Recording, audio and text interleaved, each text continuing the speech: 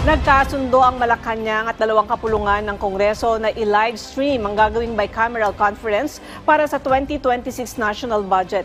Ito ay inanunsyo ni Pangulong Ferdinand R. Marcos Jr. sa gitna ng pinalalakas na laban ng pamahalaan kontra korupsyon. Sa ganitong paraan, ayon sa Pangulo, magiging bukas sa publiko ang pinal na proseso ng pagbusisi sa budget.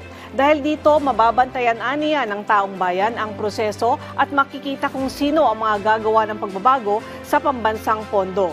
Sabi ni Pangulong Marcos, public hearing naman talaga ang BICAM, ngunit hindi ito nasusunod dahil mayroon pa aniyang small committee. Ngunit para sa 2026 budget, aalisin na aniya ito para maging ganap ang partisipasyon at pagbabantay ng mga Pilipino sa lalamanin ng 2026 national budget.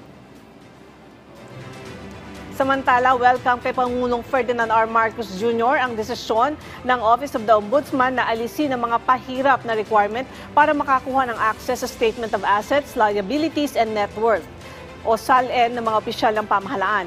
Ayon sa Pangulo, nagulat siya nang unang maupo sa pwesto na halos imposible nang makakuha ng kopya ng SALN dahil sa mga patakarang ipinatupad ng nakaraang administrasyon. Dagdag pa ng Pangulo, siya at ang mga miyembro ng kanyang gabinete ay susunod sa dating patakaran sa pagkuha ng SALN, lalo na't pinadali na muli ng Ombudsman ang access ng publiko para dito. Tiniyak din ni Pangulong Marcos na magiging available sa publiko ang kanyang SALN, gayon din ang kanyang gabinete sa oras na ito ay hilingin.